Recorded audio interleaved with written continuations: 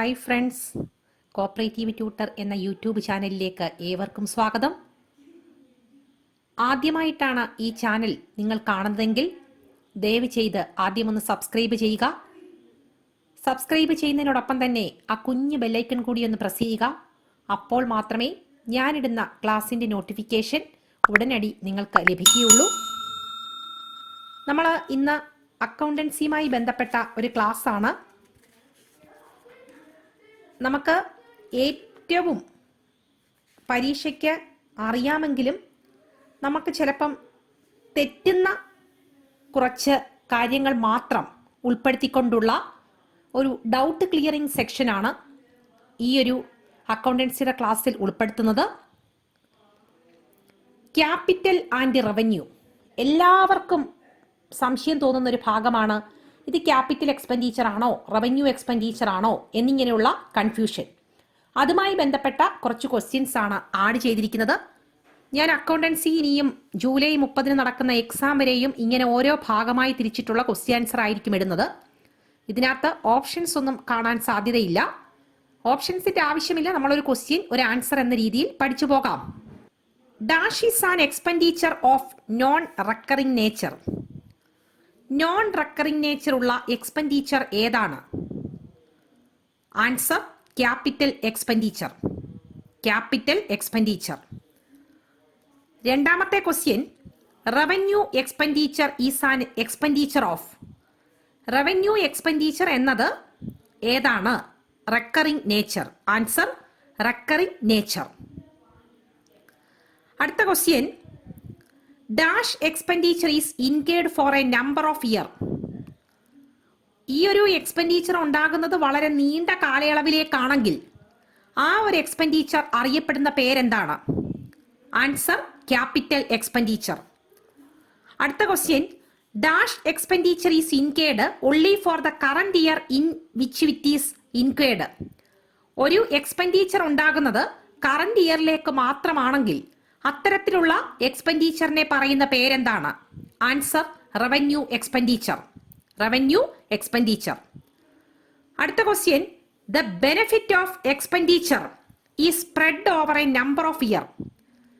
ഈ ഒരു എക്സ്പെൻഡിച്ചറിന്റെ ബെനിഫിറ്റ് വളരെ നീണ്ട കാലത്തേക്ക് നിലനിൽക്കുമെങ്കിൽ അത്തരത്തിലുള്ള എക്സ്പെൻഡിച്ചർ ഏത് പേരിലാണ് അറിയപ്പെടുന്നത്? Answer capital expenditure. അടുത്ത question, the benefit from dash the expenditure will be exhausted in the same year in which it is incurred. അതായത് ഈ ഒരു എക്സ്പെൻഡിച്ചറിന്റെ ബെനിഫിറ്റ് ആ ഉണ്ടാകുന്ന സെയിം ഇയറിൽ തന്നെ ഉണ്ടാകുകയാണെങ്കിൽ നമുക്ക് ലഭിക്കുകയാണെങ്കിൽ അത്തരത്തിലുള്ള എക്സ്പെൻഡിച്ചറിനെ പറയുന്ന പേരെന്താണ്? Answer revenue expenditure. Revenue expenditure. അടുത്തത് വളരെ ഇമ്പോർട്ടന്റ് ആയിട്ടുള്ള ഒരു ക്വസ്റ്റ്യൻ ആണ്. Dash expenditure will increase the value of fixed asset or the profit earning capacity of the business. Question ഒന്നുകൂടെ, dash expenditure will increase the value of fixed asset or the profit earning capacity of the business.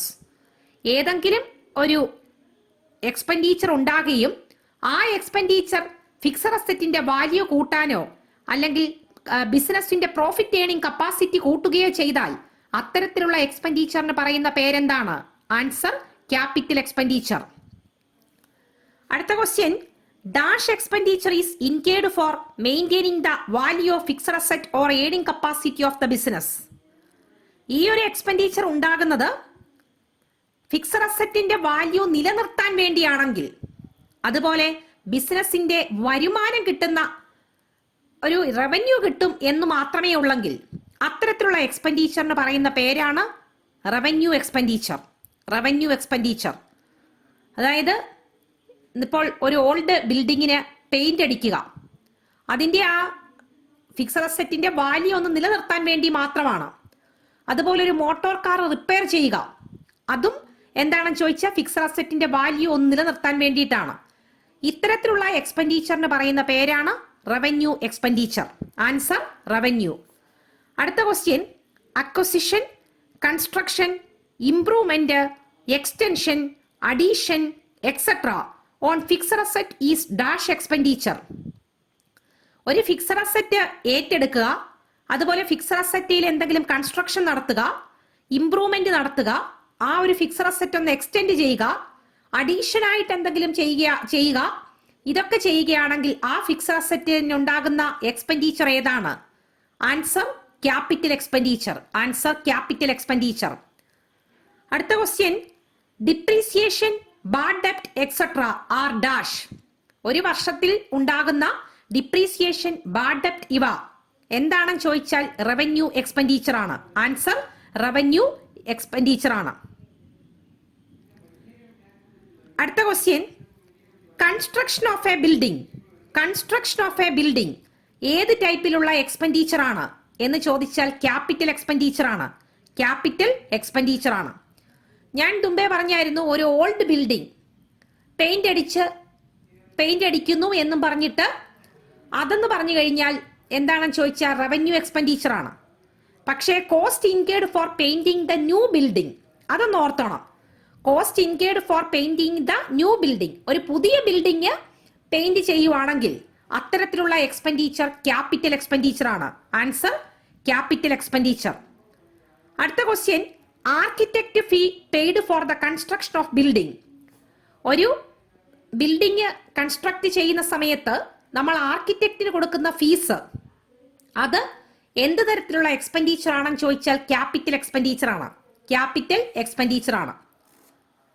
അടുത്ത question,